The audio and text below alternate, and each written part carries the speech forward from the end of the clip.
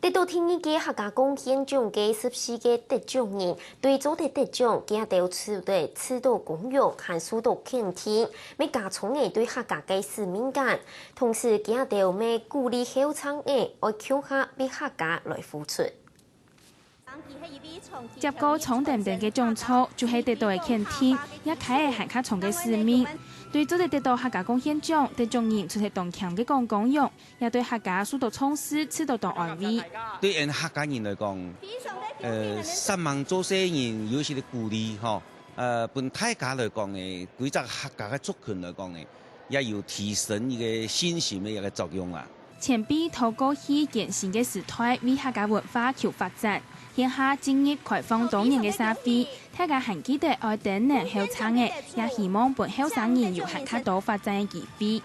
你講優秀嘅作家，啲客家文化呢度嗬，我希望後生人大家講唔好講講困書文化嘅作品遷出到大家去看。用現客家財產，可能叫佢再出在個國家戲院嚟做，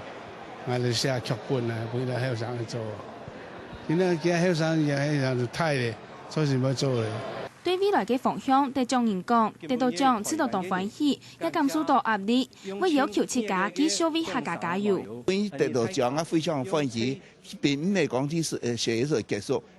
也將氣勢，很難去達標，我發很難多記錄，很難多文化客家人嘅文化流傳下去之外，向全世界嘅宣揚嘅。我希望自家可以再出一種，我會寫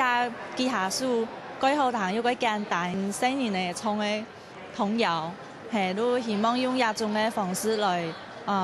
推動。因為我係想從新年嘅開始係最重要嘅。同成功獻獎留傑出成就獎，總共14得獎人，討客家文化各方面全心努力去做。唔係為到個人嘅名利，是為到本客家文化繼續流傳，本各族群看到客家豐富嘅客家。客家新聞7分之周美航台北報道。